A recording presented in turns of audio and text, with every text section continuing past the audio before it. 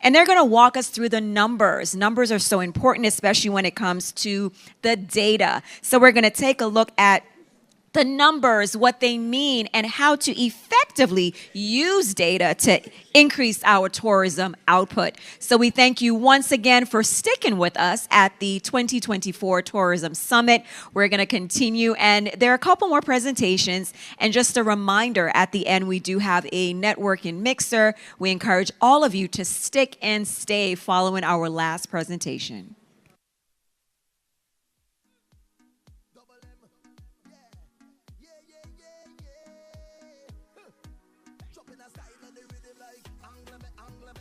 Hear me? Can you hear me now? Good. All right. I think we're getting awfully close to happy hour and some cocktails. So we're going to be moving pretty fast. We have a lot to cover in the next 30 minutes. My name's Eric Evian. I am Executive VP with Tourism Economics. We are a global econometrics and forecasting firm, with Oxford Economics being our parent company. So we handle essentially anything tourism related around the globe, and we work very closely with the commissioner and his team here in USVI on a lot of the tourism related data points. So we're going to cover a lot today. Once I'm done, I'm going to hand it over to my good friend Bonnie, who's going to come up and share a little bit more about the impact of the media that USVI Tourism is placing. So let's get started. Can you see that? I can't see it on the front screen, but that's okay. I'll peek over my shoulder. We're going to cover I'm going to cover four different categories. So national trends, just kind of how is our industry doing across the U.S., including the territories. We're then going to look at the economic outlook. We're going to focus on leisure as well as business and group market segments. And then I'm going to close it with some local trends for this market. So I said before, I'll say it again, I'm going to move super fast. So the worst kept secret, travel is back. We track this information for U.S. Travel Association on a monthly basis and have been for the last couple of years, looking at some of the high-level indicators that we track for them. Travel spending, air passengers, overseas arrivals, hotel demand, short-term rental demand. All performing really well when you're looking at year-over-year performance. When you look at relative to 19, things are also looking positive, except hotel demand starting to slip a little bit. Overseas travel, international travel is not fully recovered yet.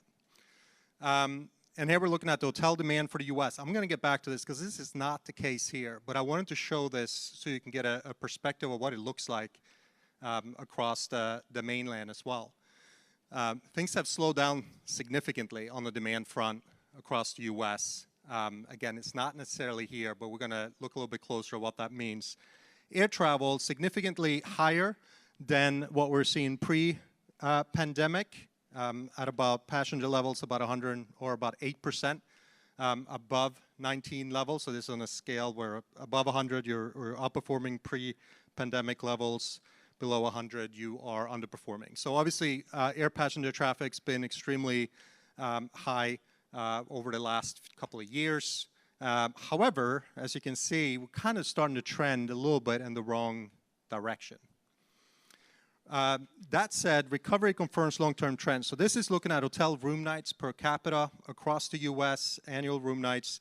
When you're looking at that long-term trend, I always say this, it's like so unfair that we keep getting using 17, 18, 19 as benchmarks. They were incredibly successful years for our industry in a booming economy. You then get hit by a pandemic, and you had some markets, obviously, like here, who performed really well, but there's still a lot of adjustment and correction going on in our landscape still.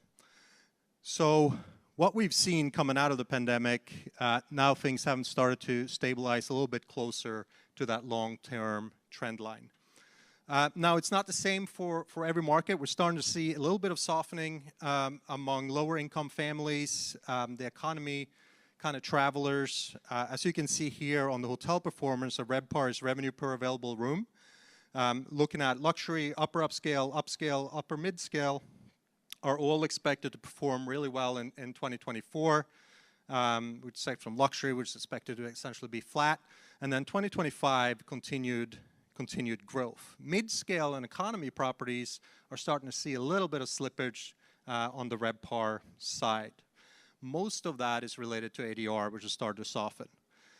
Now, looking at urban versus metro markets across the U.S. as well as the U.S. average, so total U.S. is in the middle here, and then you have urban markets on the left, smaller metro towns on the right.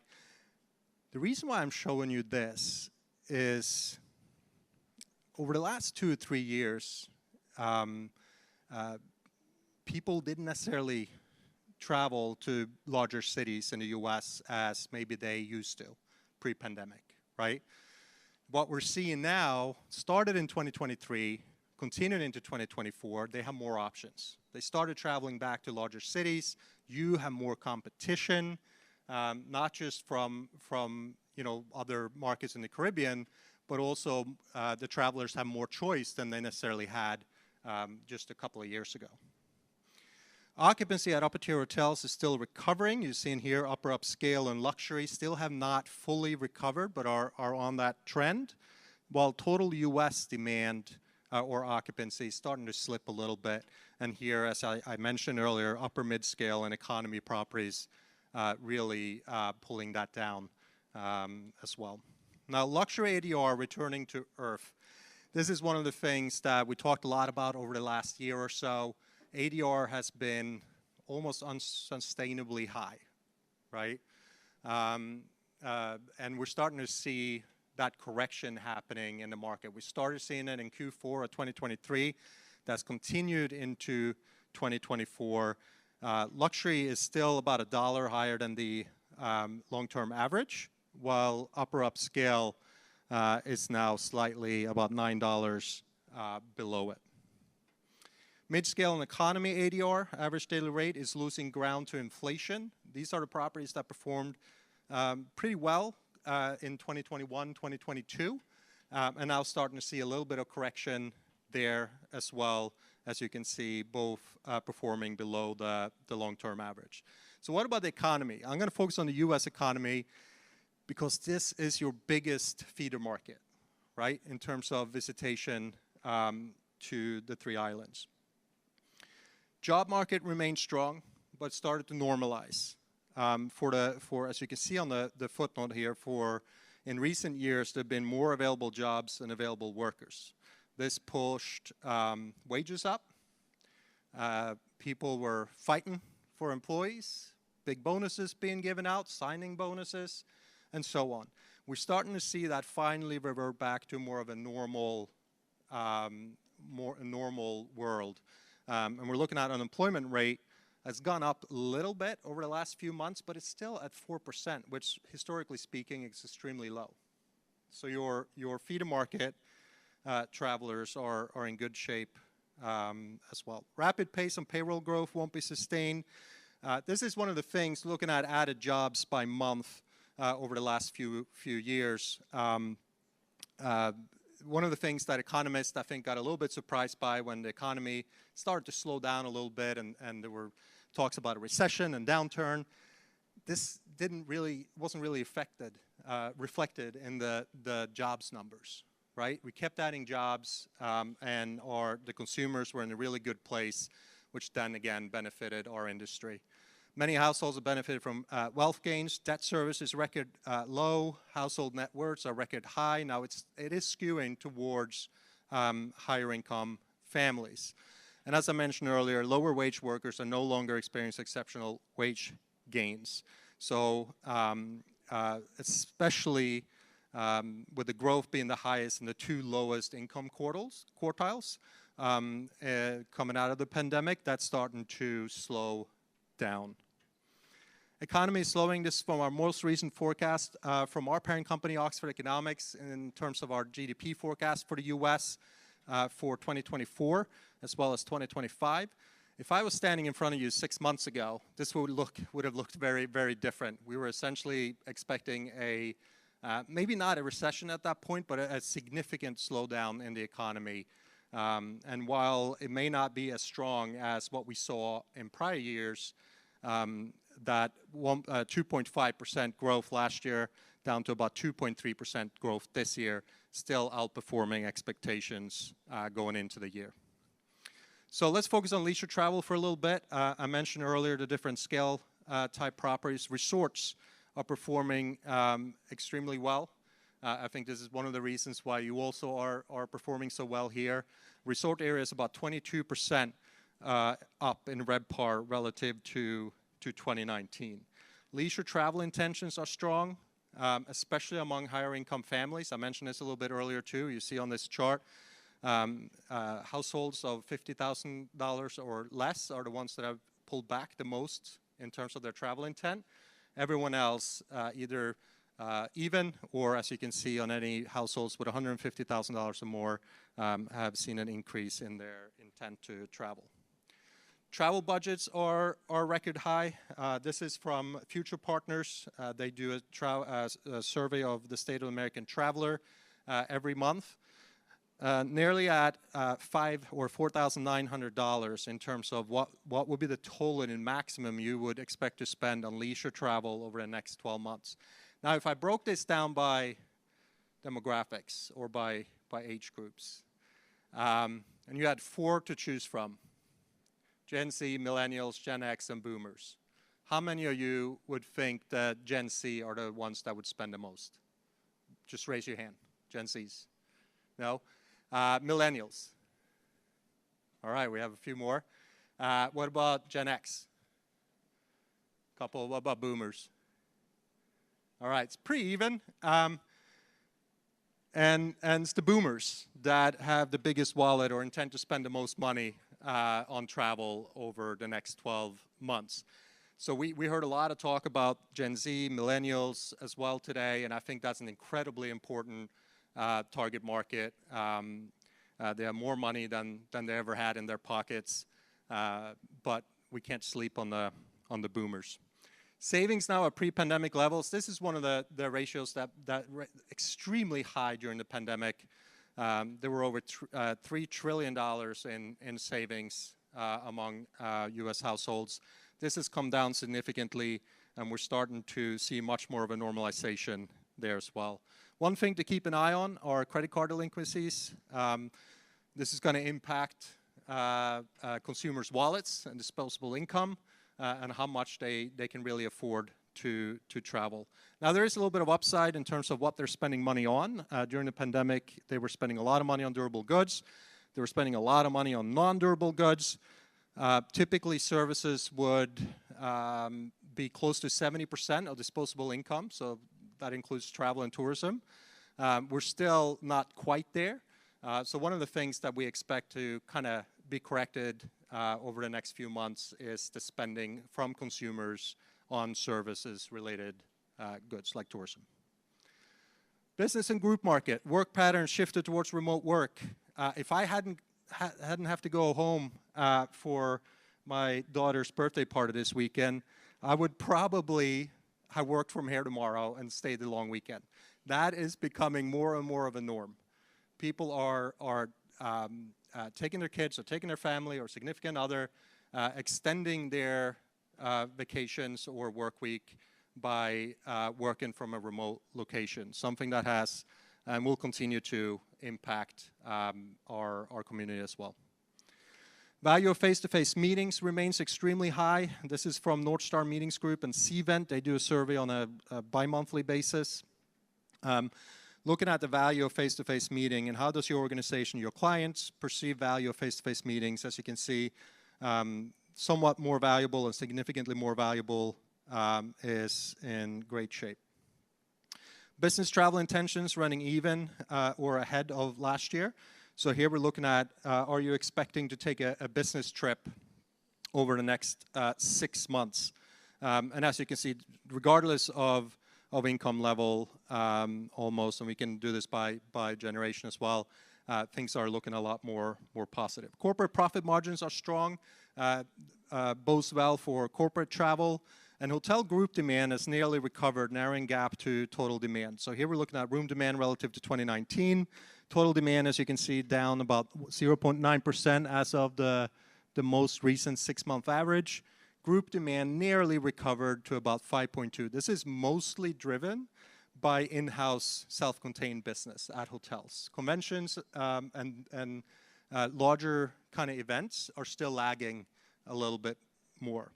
Now, in terms of the long-term trends, why we're talking about GDP, why we're looking at hotel demand, those two historically have followed each other extremely closely.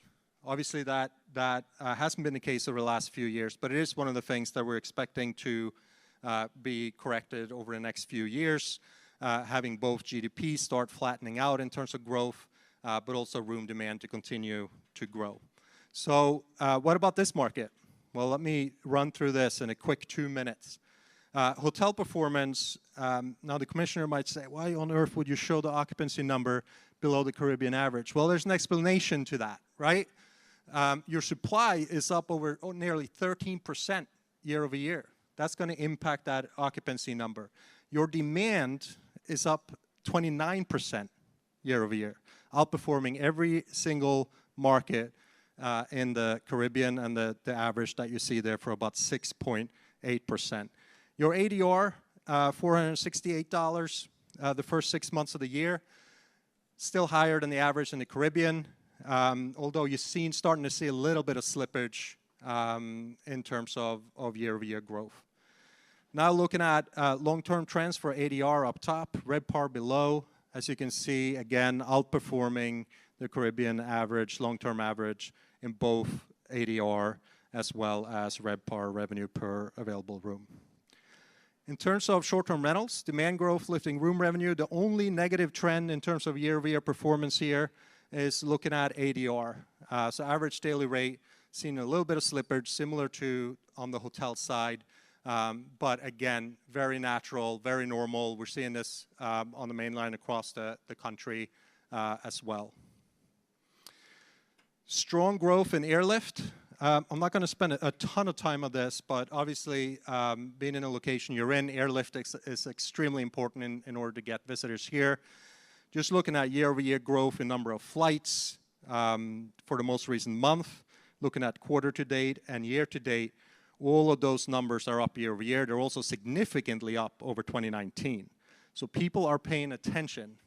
Airlines would not come here and add flights if they did not think they were going to fill those seats, right? So they're seeing a lot of potential. You're seeing a lot of growth. Again, below, you can look at number of flights and the number of seats. This is from continental U.S. to the USVI. Now, looking at international markets, I'm not going to talk too much about international today. This is the only slide I have on it. It's not recovered yet, right? But we're seeing strong growth year over year. We have a little bit of ways to go in terms of recovering to 2019 levels. Last couple of slides, cruise. St. Thomas is in the top 10 ports in the Caribbean and Western Hemisphere based on passenger volume. In light blue here, you're looking at 2024 numbers and where we expect that to end up, and dark blue, 2023. So while all these markets are expected to see growth in terms of passenger volumes year over year, with the exception of San Juan, who lost a couple of cruise lines to the U.S. mainland, St. Thomas is in great shape and one of the most...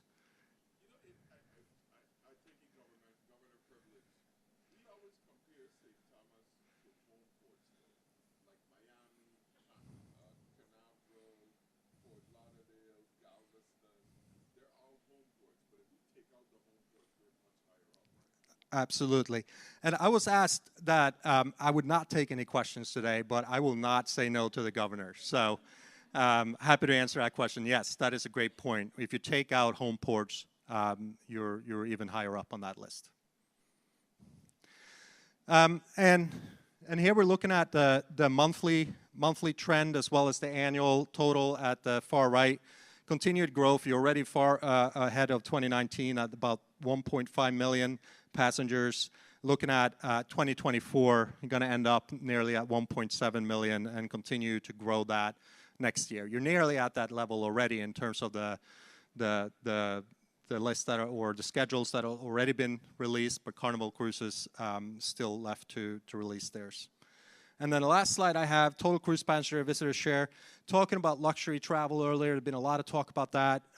Premium and contemporary brands continue to dominate passenger visits to USVI, looking at making up over 90% on a consistent basis every month of all passengers here. That's all I had for today. I'm going to turn it over to my friend Bonnie Borkin. She is the Director of Tourism with Dara.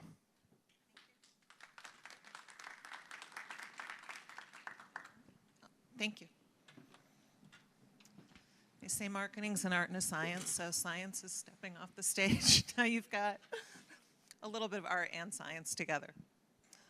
So thanks. Wonderful being here. Appreciate the invitation. Eric set a great stage for giving context. And context of these numbers is super important, I think, on the global basis, on the country of the US basis, and then, of course, regional for the Caribbean. Why is it so important? Well, to keep your sanity, first of all, because it's always exciting when a number goes up, that you want to go up, and we all tend to lose sleep when something might go down that we weren't expecting. So it's good to just kind of keep in mind everything around you. And that's, sounds like I'm setting you up for something down. USVI is doing great by all these measures. But as a marketer, sometimes we tend to pull a trigger quickly. I think it's really important to kind of take it in, digest it, and act on it. So I'm going to share some information on, actually, I'm going to go back two sets of data.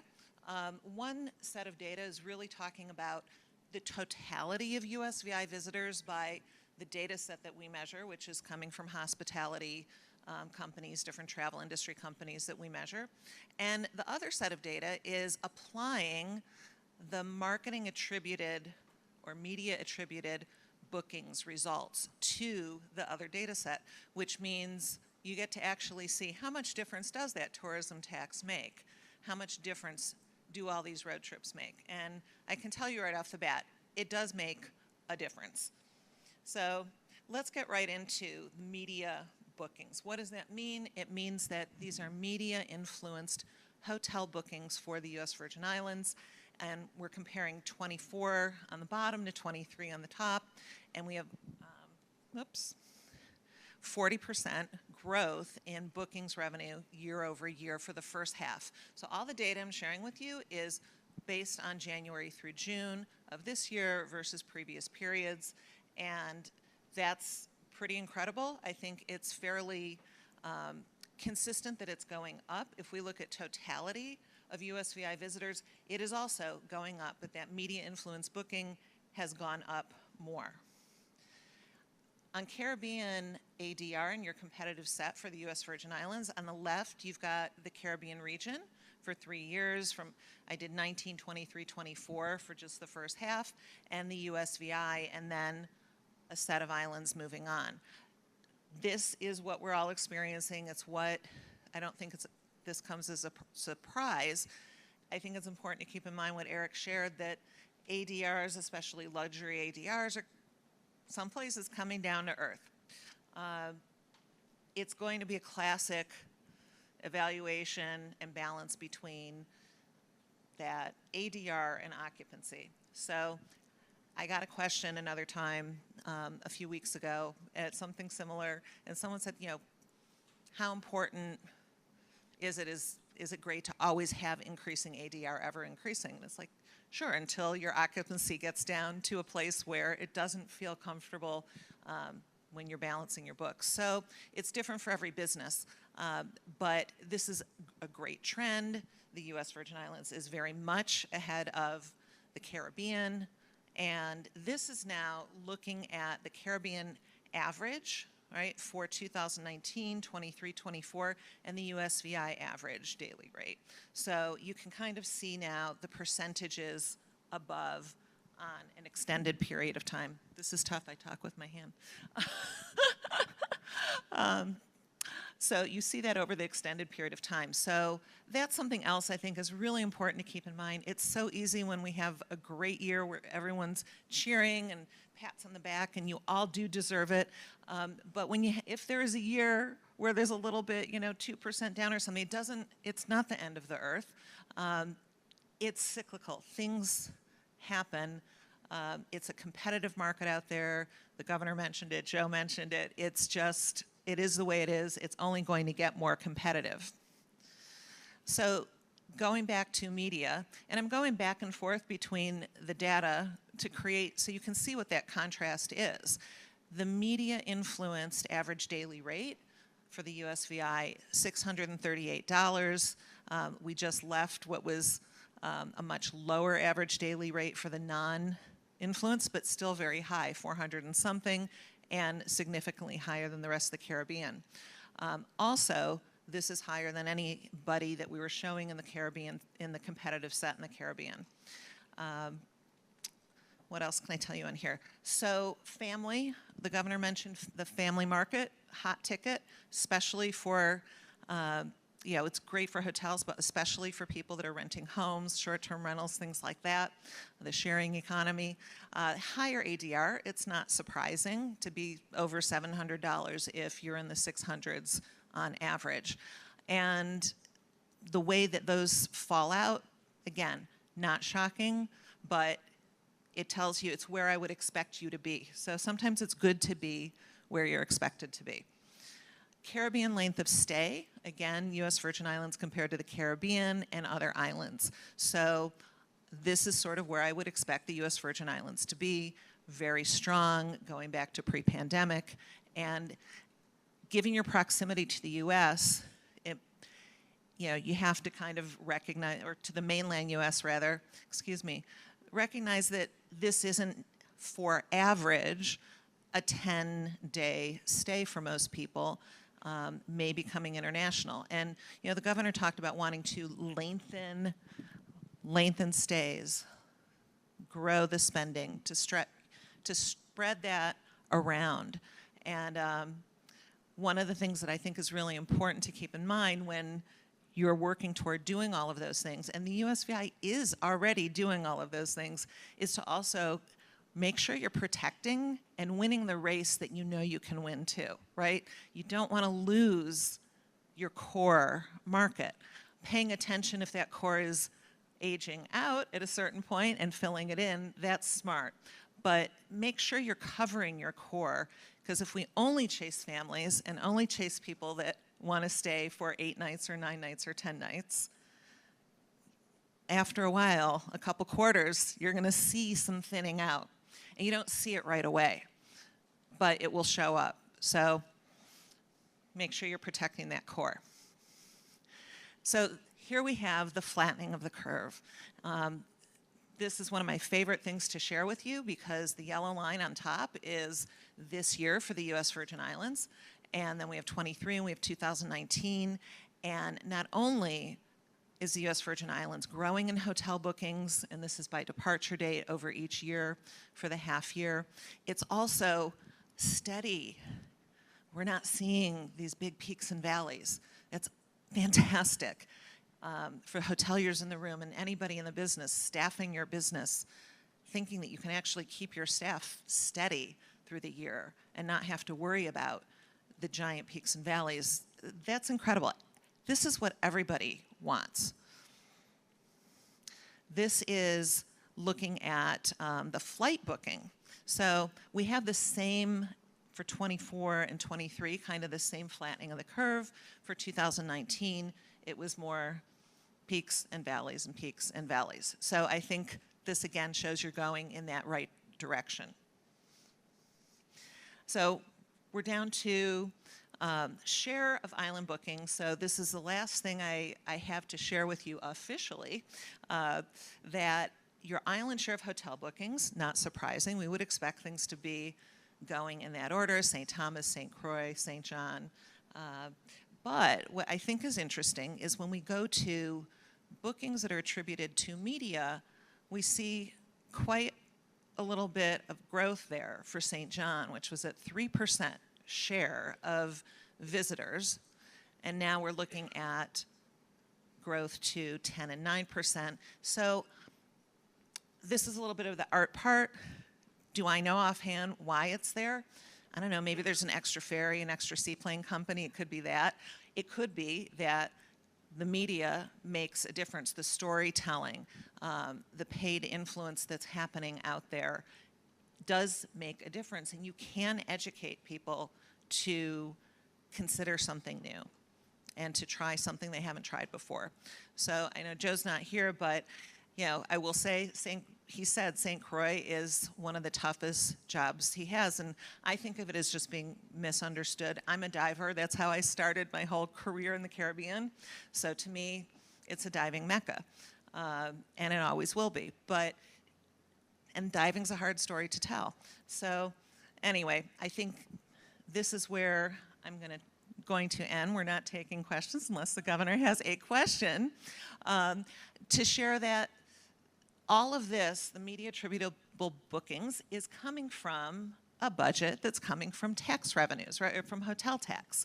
So we're going full circle from the very first presentation today where we talked about that hotel tax, and this is going directly into the marketing and directly into bookings and directly into higher ADR. So, good.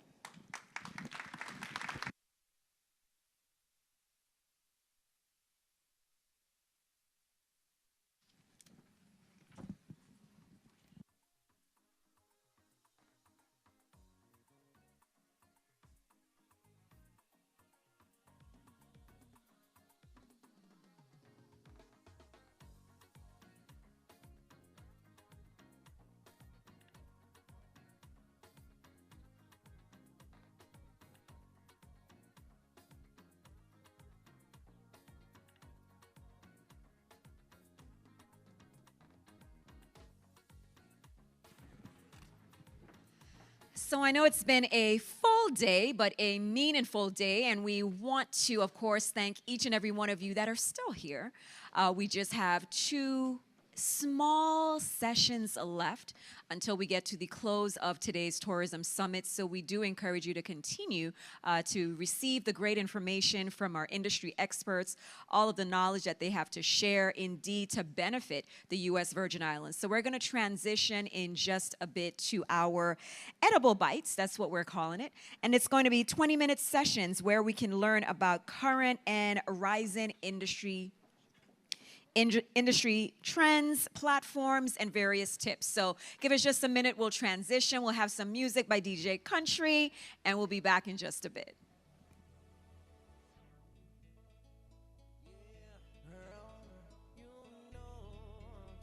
It's been a long time since I've been wanting to tell you these words, but I just don't know how to say it.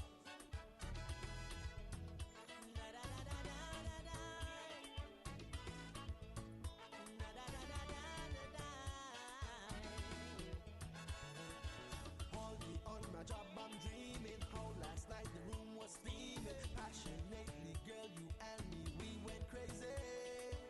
I'll do anything that I could for you to enjoy my Hollywood, Hollywood. Excuse me for being blunt, but I love me woman front. And if you don't like what I said, then I'll say it to you this way. I'm gonna say it this way. I wanna go inside with you. I wanna hold on tight to you. I wanna make good love to you. Girl, I want to. Girl, I want to. I wanna lay down next to you. Excellent. So this is not a coffee and tea break, but because the governor, of course, So our leader, we'll allow him a photo op, but we are going to transition right into AI for tourism businesses. And we're going to have an opportunity to hear from C.A. Clark of Miles Partnership. So we have a bite-sized presentation regarding AI for tourism, and then we're also going to have an opportunity to amplify your business online with Google. So we thank you. We're going to have great final presentations for today's Tourism Summit. Gov, you have all your picks? Gov. You have all your picks? We're good? Yes, fantastic. So the stage is yours. You can take it away. AI for tourism. Thank you. My name is, let's see if this,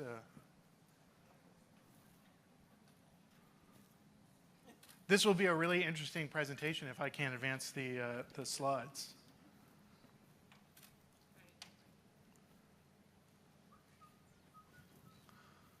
Who was doing the dance earlier? I'm going to end up doing a dance here pretty quick.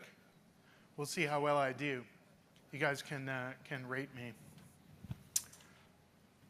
So I'm C.A. Clark. I'm from Miles Partnership. I lead the AI initiatives that we are doing at Miles Partnership, and also was part of the team that just launched the new visitusvi.com site.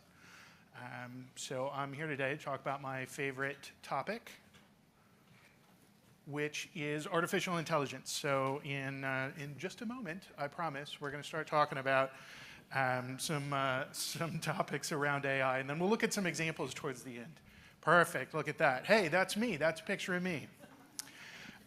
So first of all, so it seems like every conference has to have a session about artificial intelligence. And the thing that's sort of interesting about that is that we use artificial intelligence all the time, and we don't really even notice. And I think this is important for a number of different reasons, because this is really where we're going to end up back here in another couple of years, where we use these really powerful tools without really even thinking about it.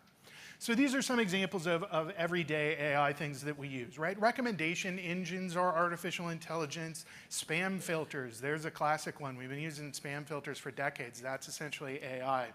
Photoshop's healing brush, spell check, autocomplete, these are all things that rely on artificial intelligence. The CAPTCHA, interestingly, so you've all seen this CAPTCHA every time you try to access information. It says you have to find all the stoplights in the images, right? It's a tough test. Sometimes I fail that test. But the thing that's actually happening there is you're training an AI when you do that. So when you go through and you say which things are stoplights, you're helping that model to understand which things are stoplights, which is actually training an AI. So that one's a little bit of a reverse. So if we use this stuff all the time, every day, why does everybody suddenly care about AI? It's in the news all the time. Everything is about artificial intelligence all the time. Why? And the answer is that until pretty recently, AI was really just pattern recognition. That's obviously oversimplifying, but essentially what the model did, what was happening, was that a bunch of different pictures were fed in there, or information, words, pictures, whatever it is, and then the model could use that information to say whether or not it matched, right? It could use that information to match something, whether it was data, a trend, some sort of weather information, or in this case, a cat. So the model was really good at being able to say, is this a cat or not a cat? But that was really it. You had to show it a picture, and you had to say, is this a cat? And it would go yes, or it would say no. What happened in 22 and into 23 is that we sort of turned that around. And instead of just doing pattern recognition, instead of saying, is this a picture of a cat, we could do generative AI, which turns that around and says, make me a picture of a cat, right? And that really changed how people were using and interacting with AI. And that's really what has driven this massive increase in funding and in attention that has gone into artificial intelligence, is this idea that if we build these models, they can actually make things for us. And that's really what we'll talk about. We'll look at some of the different examples of how that can affect tourism businesses. But these are all things that can be generated, right? We started out with text. Text can be generated. Now we're into images. There's quite a lot of image stuff that can be built, video, audio. You've probably seen some of the stuff in the news about audio and deepfakes and videos and all kinds of other things. That's all related to that generative AI, right? The ability for the AI not just to identify something, but to but to create something out of the information that it already knows. So what's next, and I'm going to go through a number of different examples here. What's next is what's called agents. And the difference between a chatbot generative AI and an agent is that an agent can take actions on your behalf. So right now you can ask it a question and it will give you an answer. It'll make a picture of a cat, it'll write a poem, it'll do any of those other things, but it can't order a pizza, right? It can't do things like book travel for you. And that's really what's being worked on now. So what's next for AI is agents, and this is a little example of an agent, of a sort of test case agent that is going to search for something. In this case, it's a stock price, and then it takes that and it emails it. And that's all being done by an AI. So that's a great example of sort of where we're headed and what kinds of things could be unlocked when we get to the point that we have agents that can take actions on our behalf. If it feels like a lot of this is moving really fast, that's because it is. So I'll give you an example about this. Many of you might know the term Moore's Law. Moore's Law essentially says that computer capabilities double every 2 years. And I just want to give you an illustration of what that number looks like. So if I took an integer of the number 100 and I doubled that every 2 years for a 10-year period, I would end up with 3,200, 100 to 3,200. Okay, that's more or less been the case for computers for decades, is how Moore's Law worked. Most of that has proved to be pretty close to the truth. If we observe AI capability just in the last 9 years, it's closer to 10x every 2 years. Not 2x, but 10x every 2 years. So that same 100 after a decade isn't 3,200, it's 10 million. Just to give you an idea about the scaling that is happening here.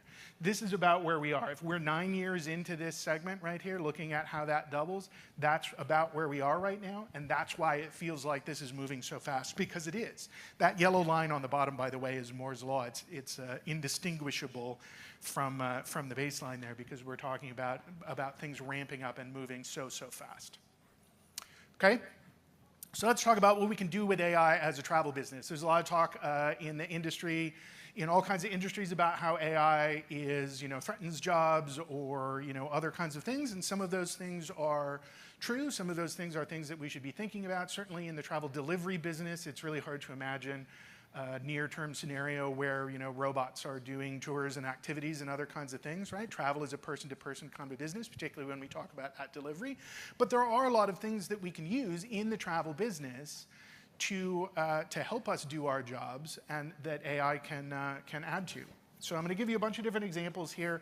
In each of these cases, I have the vendor where you could go use that up in the corner. So this is OpenAI's ChatGPT, which I'm sure everyone has heard of. This is your classic example. So how do I use ChatGPT to help me in a travel business? And the short answer is you can use it to create all kinds of text. You can use it to create emails. You can use it to create templates.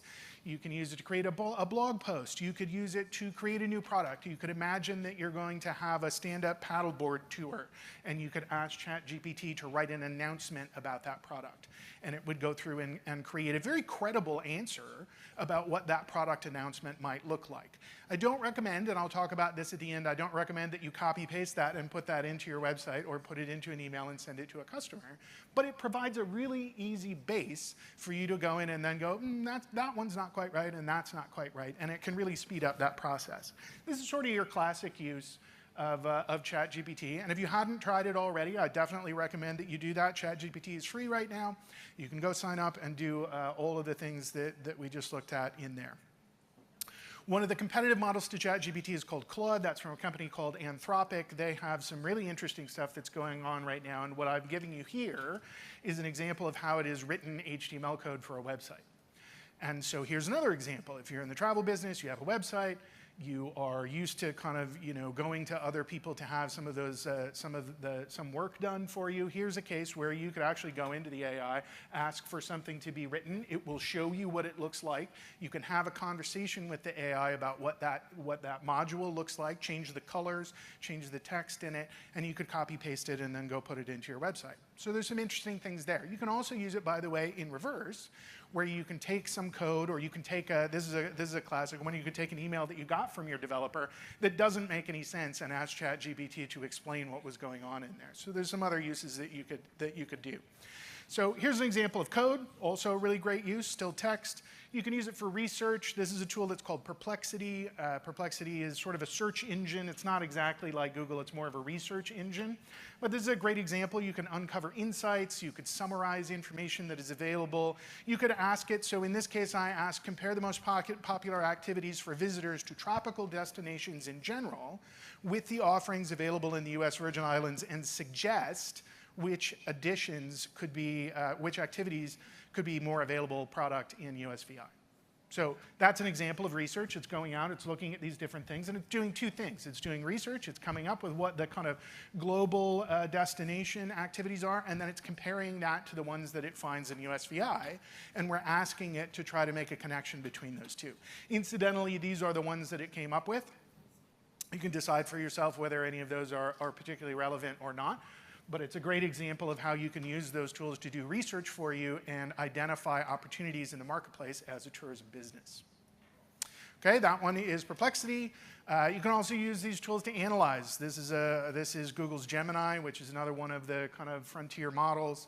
And you can use it to chart data. So I took a spreadsheet of sales data and I uploaded that and I asked it to make a chart.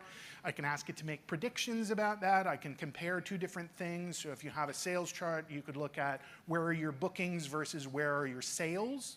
That's a really easy thing that you can have an AI do.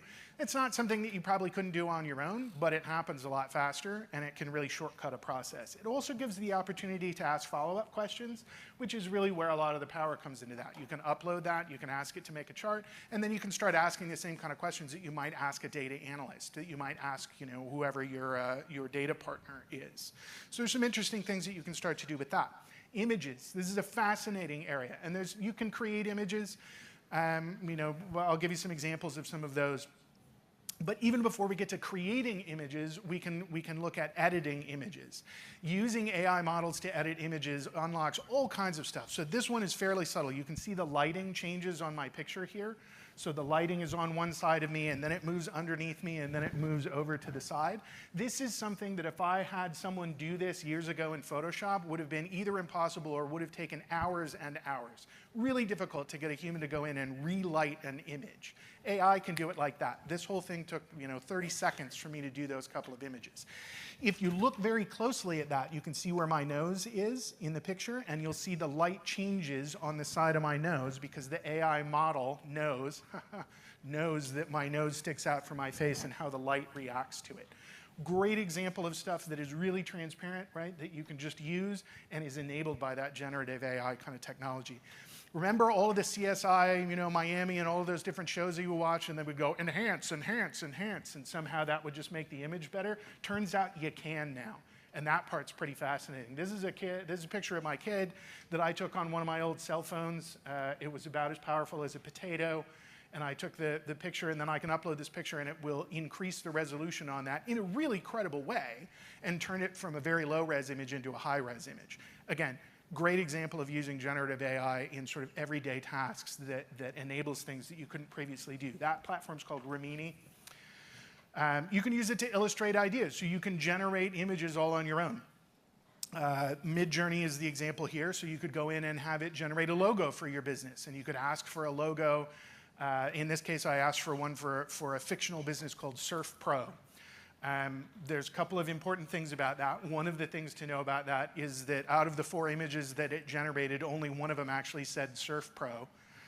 The other one said various combinations of letters that didn't make a lot of sense. So there is a little bit of a little bit of an issue there. And the second thing about that is if you have it create a logo for you, it's actually not copyrightable because it wasn't created by a human.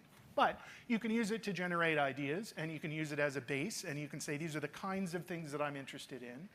Same thing with this image. The image just to the right of that is a fictional activity. So I had said something like, an eco tour in St. Thomas or something like that, and it gave me an image.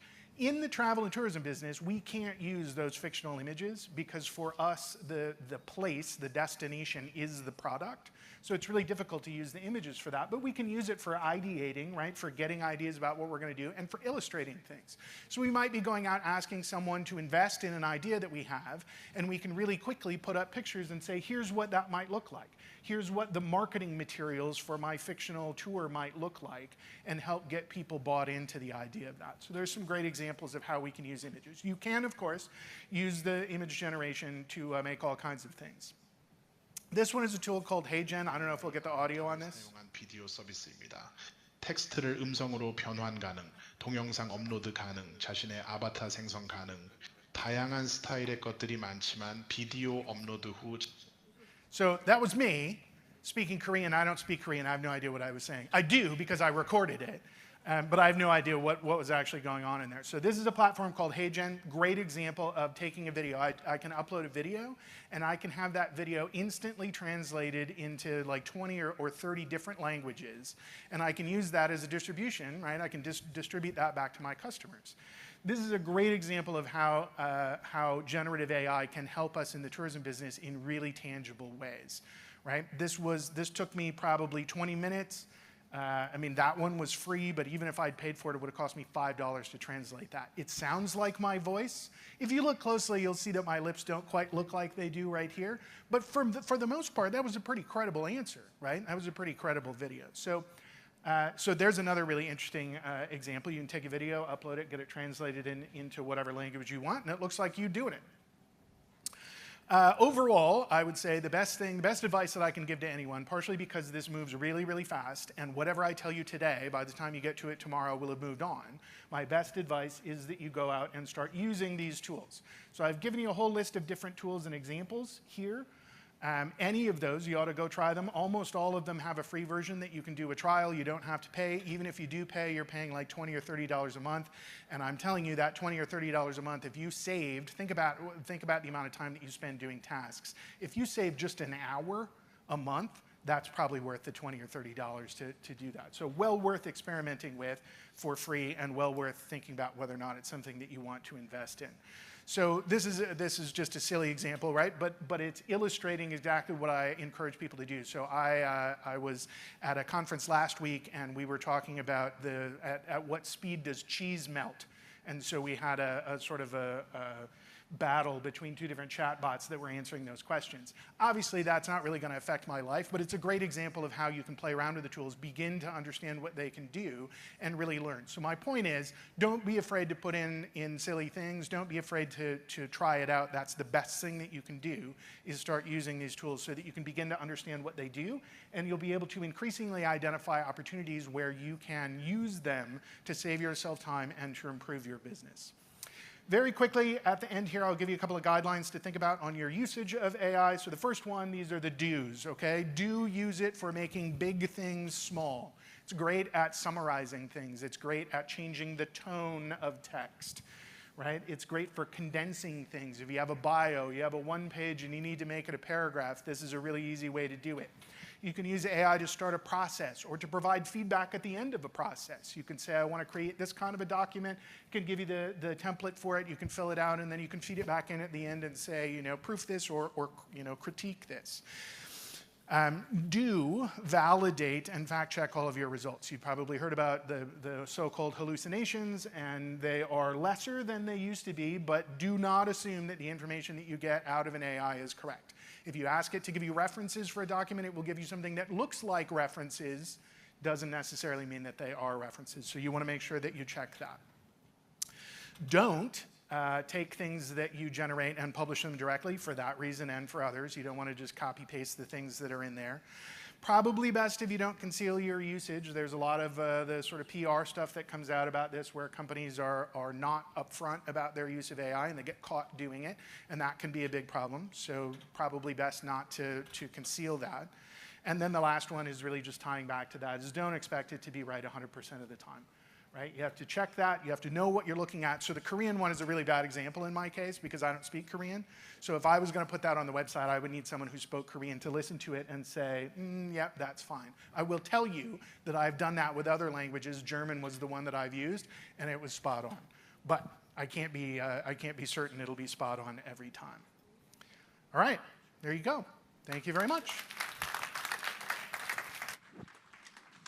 Ladies and gentlemen, C.A. Clark, thank you so much for that presentation. Certainly some great things that we can do with AI, especially as it pertains to tourism. And we're going to move right along. Kim, are you all set? I have your clicker right here. Thank you. So we have, Kim, you can go right ahead. We have Kim Palmer, also of Miles Partnership, and Kim is going to handle the topic of how we can amplify our business online with Google. Again, so much that we can do online, so much that we can do with Google. Kim, the stage is yours. Take it away. Thank you. I'm excited to be here and to be the last thing between you and happy hour. But I'm hoping what we're going to take out of today is some action steps that you can take to amplify your business online, specifically with Google and with the new Visit USVI website. So we're going to talk about 3 things here. First, just taking a look at today's travel search landscape, how it's different from what we've seen in the past. 5 things you can go home and do tomorrow to amplify your business on Google. And then I want everyone in here who has a business or has a friend or a relative in a tourism business to join the Preferred Partner Program so that you can have an enhanced listing on the Visit USVI website, get some learning and education support, free photography, and a free 360 image of your business added to your digital presence. So, tuning into what travel search is today, there are some key differences in what we're seeing on Google versus what we saw maybe 5, maybe even 3 years ago. Today's search results in the travel space are primarily mobile. They are more visual, they are more video-based than we've ever seen before. They're more transactional, and as CA started to show us here today, they're evolving as AI continues to grow and change. So your customers who are either discovering USVI and deciding that this is where they are going to vacation, or they're right out there today trying to decide where they're going to have dinner tonight. What they're finding in search is primarily happening on mobile. 65% of all Google searches are now taking place on mobile devices. Our search results are way more visual than they've ever been before. Do you remember when a Google search result was just a list of blue links with some text? Those days are gone. Our search results have photography. If I'm searching for cuisine, I'm seeing pictures of local dishes. It's a much more visually inspirational search result than we saw in the past, especially in terms of short-form video. Now, this is only happening on mobile, but searches for destinations, for things to do, and moving into dining, we're now starting to see the short videos block in search results. This is sourcing from YouTube Shorts, from TikTok, from Instagram Reels. In fact, when we look for things to do in St. Thomas, we're going to see one of USVI's, actually I think this is the video that was mentioned in the social media section, showing up in the search results in that short form video. So we're going to start seeing much more of that video in search results. Also a greater emphasis on conversion. We are now able to book a table, buy our attraction tickets, buy our tour tickets directly from search results, as long as businesses have those ties integrated with their Google Business Profile. And then lastly, AI is really changing the search landscape. I mean, frankly, Google has been based on AI for decades. But as we're starting to see what Google calls search generative experience happening, if I go in and ask for something like a suggested itinerary from Google, I'm going to be getting an AI-based result that's generating that itinerary for me, and it's pulling some of that content out of the business profiles of local businesses. You can see this one up here is featuring a local restaurant in that search result. So in that landscape of travel search today, I want to quickly touch on 5 things that you can do right now to help amplify your business on the Google platform. And why is this important? Well, I don't have to tell you that Google's not some small company that's just getting started here. This is some recent research shows that 81% of consumers are turning to Google to evaluate a business before they decide to work with that business. That is almost double the next two places that people look, which are Facebook and Yelp. So there is a very good chance that the Google business profile for your business is the very first thing people are going to see about your business. Now, this isn't a deodorant ad, but you never get a second chance to make a first impression, right?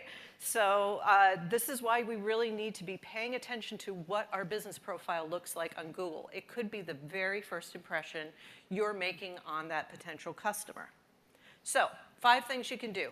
Number 1, and the most important, is to make sure that you have claimed and verified your ownership of your Google business profile.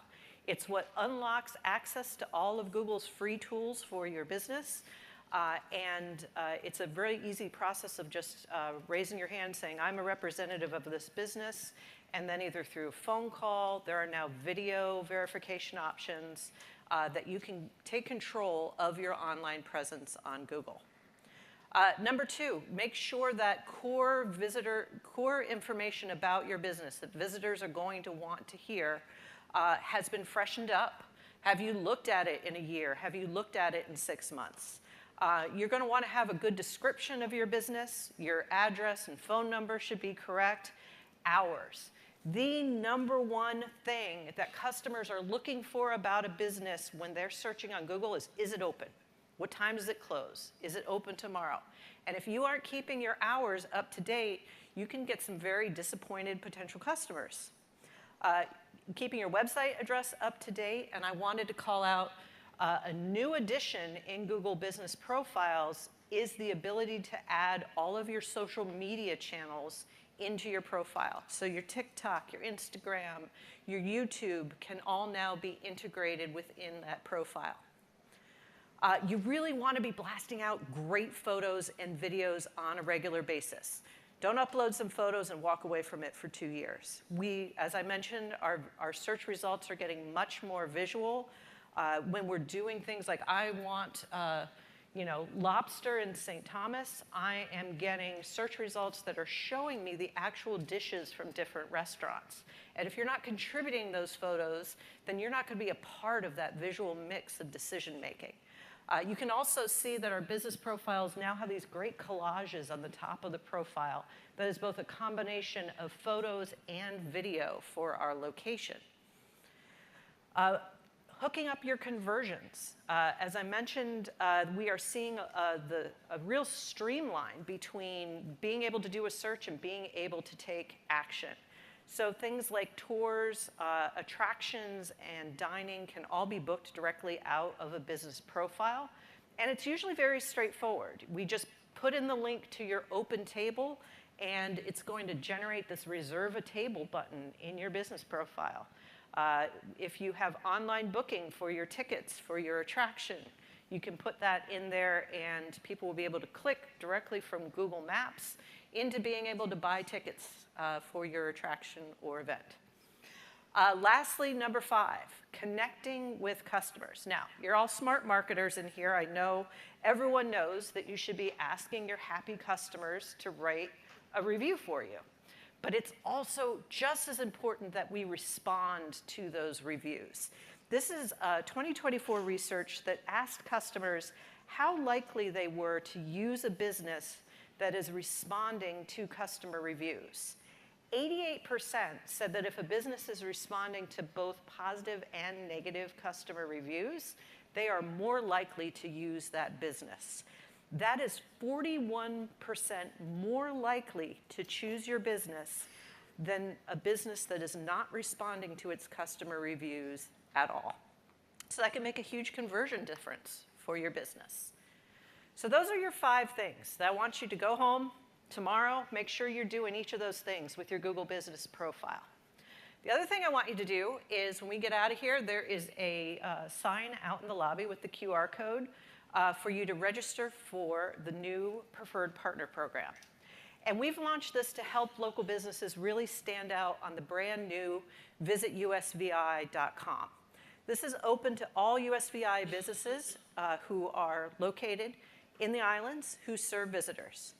We are tying your listing on visitusvi.com directly to your Google business profile.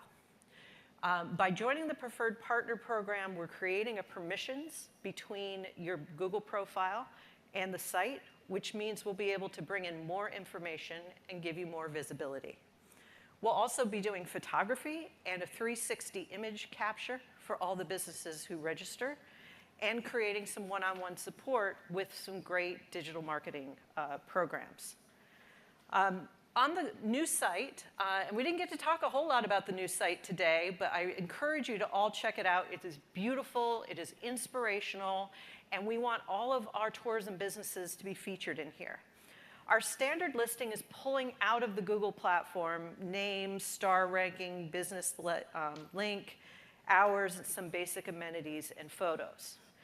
When you register with the Preferred Partner Program, we're going to be able to pull even more content about your business into the site, including your business logo, your social media links, your email address, your business's description, additional amenities, and if you're using the updates feature in your Google business profile to share information on special offers and events, those will also pull into your visitusvi.com listing.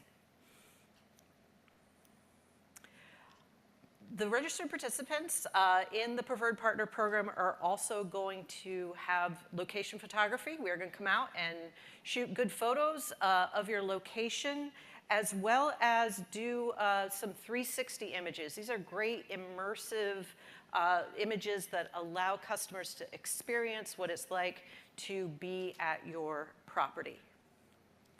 Lastly, this is a great topic for folks to learn more about. I don't have enough time here today to go beyond the 5 things you ought to go do tomorrow, but we have a really extensive online course on getting the most out of your Google business profile, as well as a course on TripAdvisor and one on short form video. So our registered partners are going to have access to that online learning. But what's even better is that you have free access to my team. We are doing one-on-one support with businesses. Just set up a Zoom call with us if you need help claiming your business profile. If you have questions about what to do next, then you can meet with us and we will help you along. And that's all part of what the Office of Tourism is doing for your businesses. So I'm going to throw the QR code up here for now. There is also a pop-up out in the lobby and a leave behind. And before you order, also, our preferred partners are going to get window stickers. I want to start seeing these all over USVI. And our first 50 new registrations today for the program will also be getting the branded, flashing, dancing Bluetooth speaker. So please, before you have too many cocktails over there, go use our QR code and sign up for our Preferred Partner Program today. I am here through the duration, and the rest of the USVI team is also available for any questions that you might have. And with that, I am going to turn it back over to the team. Kim, that was fantastic. I think this is an awesome program. Kudos to the Department of Tourism and your team. I mean, the resources, the support. You use a lot of great words like free, one-on-one, help, support. So we encourage our businesses, as we get this podium up on stage.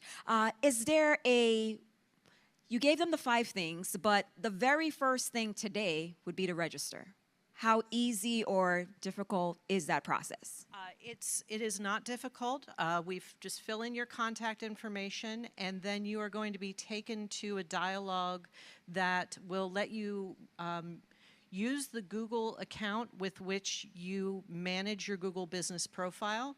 and it will make the connection between visitusvi.com and your account. You're giving it permissions to use your data, and it's a few clicks of the button, and you're good to go.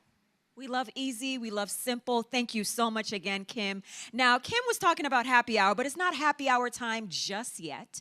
We have an opportunity to hear some closing remarks from our Lieutenant Governor. So we would like to call, Country, where's Country? We have the music, because, I mean, the governor was waiting for the LT's moves, okay? So, no pressure, LT, no pressure, but it's been a long day.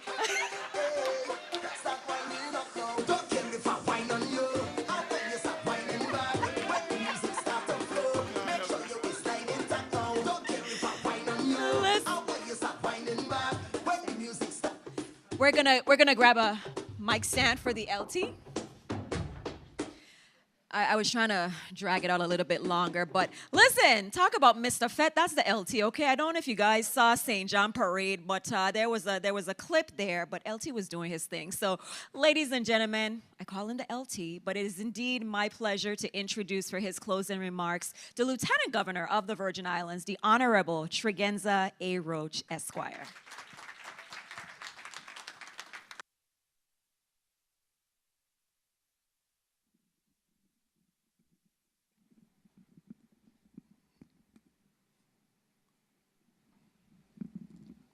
Good.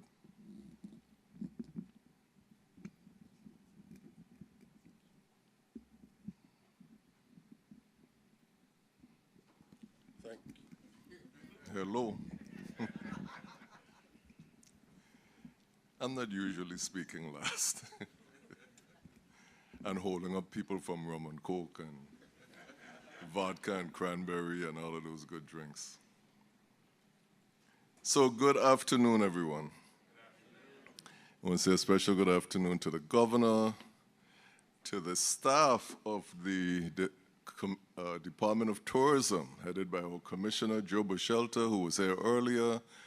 Our Assistant Commissioner, Eleni Henneman, was somewhere. We have another Assistant Commissioner, Elizabeth Hanson on St. Croix, our Deputy Commissioner Farrington, and Deputy Commissioner Shamari Haynes, and the wonderful staff of tourism, because they're a big part of the reason of why we're here today. And I want to really thank all of you for spending the day with us. This was a really important event and incredible information sharing. 75% of our economy dependent on this tourism that we talk about. And I'm really grateful when I see the statistics that were shared, not just by us, and not just us telling the story of the success of our product, but the industry experts as well telling us how well we are doing. But I'm reminded of Joe's, somewhere in his closing or opening remarks, saying we are not entitled to this business. And I think that is a very, very important concept to grasp, right? But I was very pleased to hear the statistics, to look at our air arrivals, the airlift, the cruise arrivals, the performance of our hotels. Every avenue that we looked at spoke to success. And at one point, someone made a comment about the soul of the product really being the people of the territory. And I wanted to reflect on just a couple of things, because COVID was spoken about in several instances. And we managed COVID well. There's no question about that. Even if it appears to be patting ourselves on our backs or whatever the case may be, we managed it well. And I'm reminded of two things that spoke to who we are as Virgin Islanders in that COVID pandemic. One was our neighbors to the British Virgin Islands, and I was so pleased to see Sharon here sharing with us today, because they had a difficulty accessing the COVID vaccines. And we set up a vaccination bubble at Red Hook, where they were able to come, Cruiseway, sorry, where they were able to come from the BVI and to receive the vaccines and then go back home. Another thing that we did was there was a seaman moving around on a ship, and no place would take him. He had COVID. No place would take him.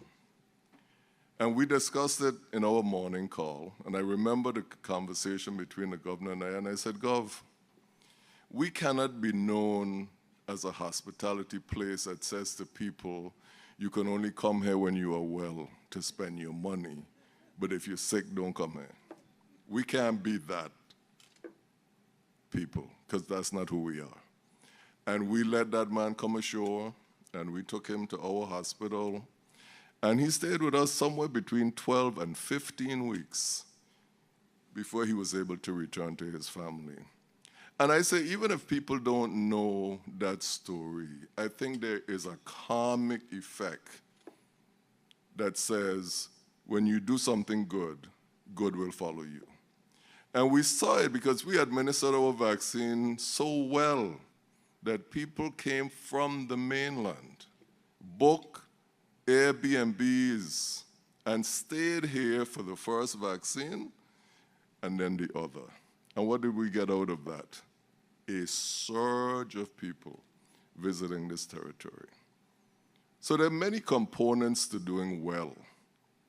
And a big part of that is what comes from the heart of a people. At the same time, we had a couple sobering kinds of elements that we talked about today. The governor touched on the poverty level, 35% of our population. We spoke about human capital, right? And the dearth of human capital in several areas that are affecting us and other parts of the Caribbean, right?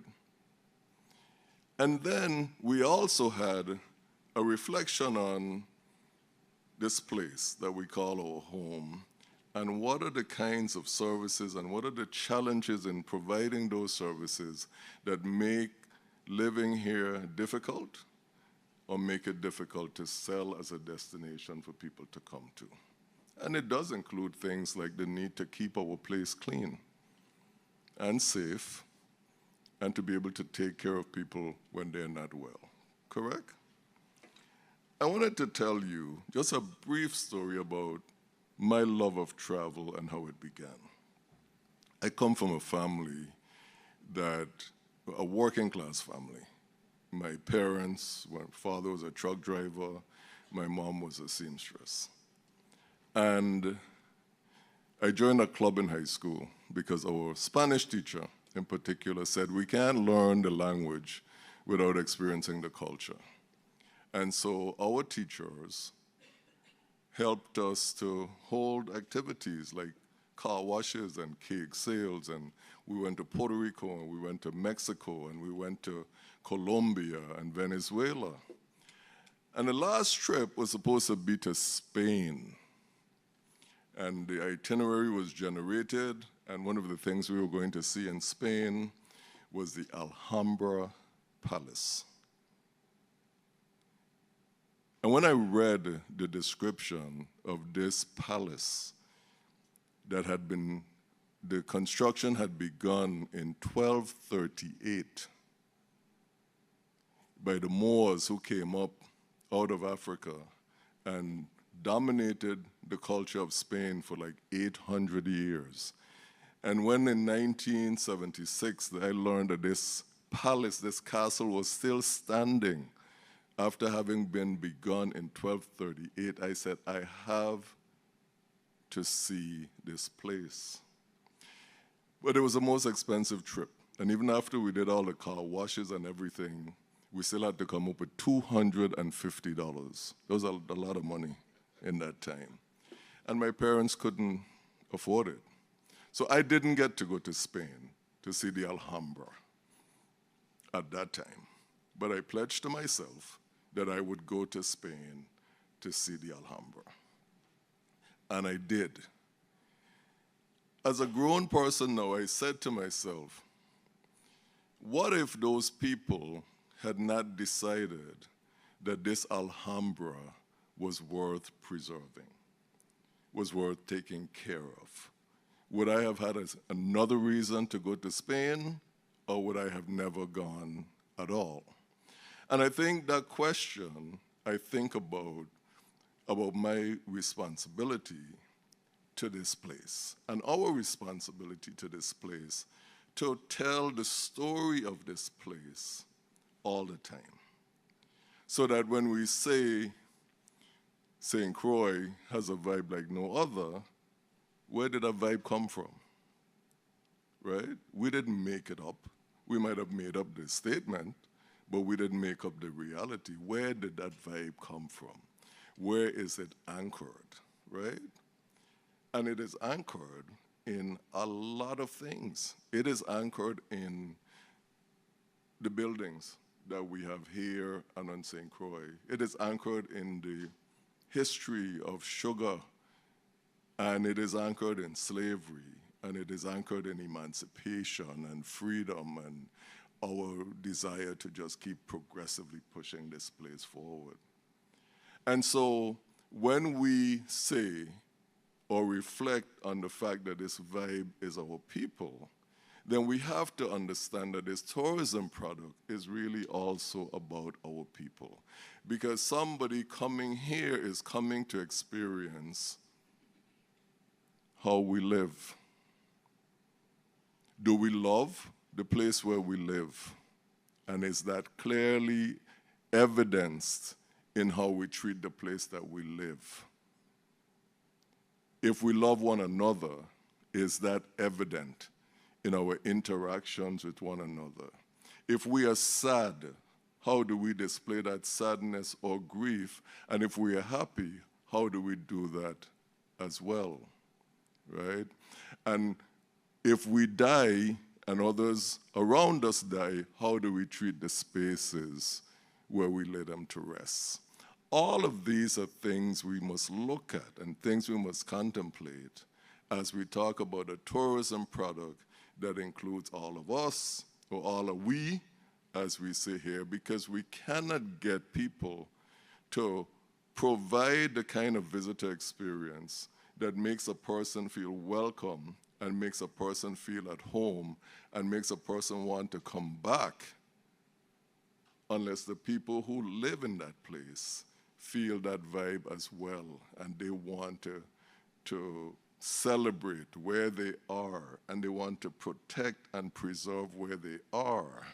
And we have to ensure that that's the other part of this tourism product, that we protect, that we invest in, and that we build on. We are privileged to live in an incredible place. When I tell the National Lieutenant Governors Association to bring their meeting here, I say to them, when you come to St. John and you step off of that boat, you will see that battery carrying the US flag and the Virgin Islands flag. It is a building that was begun before the American Revolution. You come to this fort, 1671, the Danes who started to come here, these flags that have flown over this place, and even more important, the character and resolve of the people who we inherit this space from. So I just encourage us to always, as we celebrate this tourism product, to reflect on the work that we have to do to ensure in as many ways that we can that our people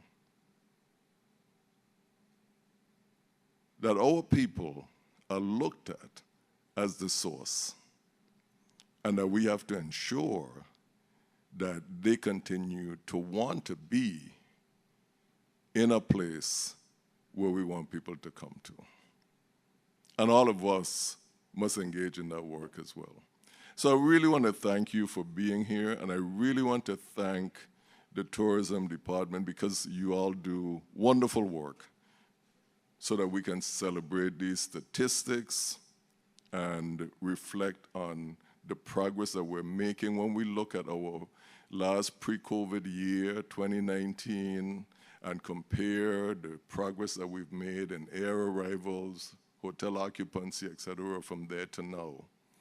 And I really want to salute a young woman, because I think we all have to remember that all these young people are coming to take, these places. They probably don't take them over already.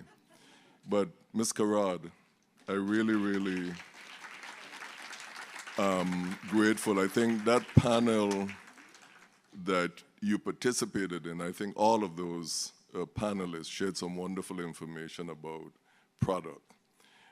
But you took us to a place where I wanted to go, to remind us of, I'm going to show you a photograph of a chair that I found on the side of the road, and I invested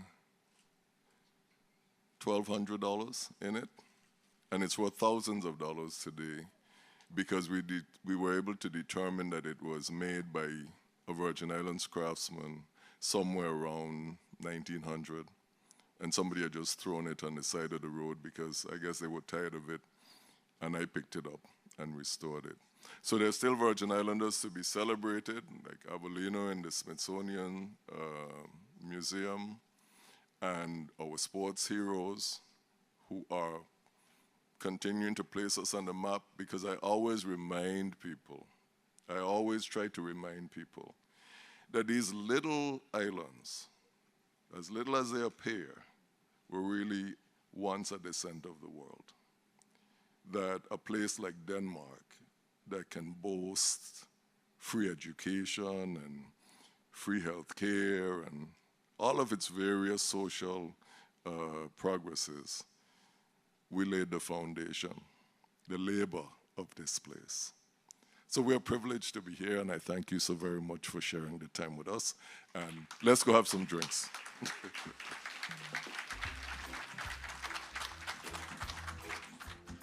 Awesome, as always. As always, listen, the perfect way to wrap up today's summit, hearing words from the Lieutenant Governor. And Gabrielle, I certainly echo his sentiments. Like I said, that was my favorite panel of all day, but you knocked it out of the park. And she was recently actually recognized as one of the top 10 influencers and content creators in the Virgin Islands. So shout out to you. And I know there's so much more coming from you. And not just because you were one of my graffiti street students, but we love you and we thank you for really carrying the torch of our culture and traditions. So yes, like the LT said, it is time. Whatever your favorite preference of a drink, once it includes Mutiny Vodka, right? And we're gonna encourage everyone to join us next door. We have a networking mixer. This is gonna be a great opportunity to exchange business cards and talk to someone who you heard from earlier in the day. And we're gonna actually get a few words when we go over from our Deputy Commissioner. We have a video. Oh, she's gonna do it. Okay, well, come on. We have our Deputy Commissioner is gonna join us right now for some remarks. And we certainly wanna thank everyone who had a role to play in today's event. Ayana and her team at DCI, the Department of Tourism, and every single person in attendance.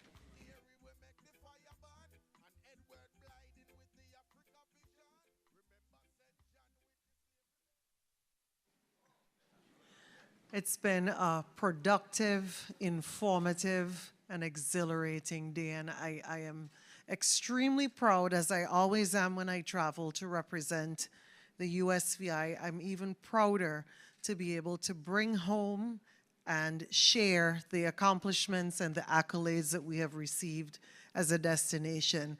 I continually say we're small, but we're mighty. And the importance of us understanding for all of you here who are the stakeholders, who are the hoteliers, who work tirelessly in the hospitality industry, that we thank you, because it's because of you, your hospitality, the love that you continue to lead with, why we continue to win as a leading destination in the tourism space. So thank you, Governor Bryan, for the vision, for the mandate to ensure that we were able to aptly present our accomplishments here to the community, not just those in the room, but globally because we were able to broadcast live. Thank you to Commissioner Busholti, who continues to exemplify exceptional leadership where our team is concerned. We're one of the smallest teams where government is concerned, but we work really hard to ensure that each and every Virgin Islander is represented well. So we thank all of you. As mentioned, we're going to step in. Happy hour time. DJ Country is going to play some music. Thank you for sticking and staying all day at the 2024 Tourism Summit. It's been an incredible day. Happy hour time.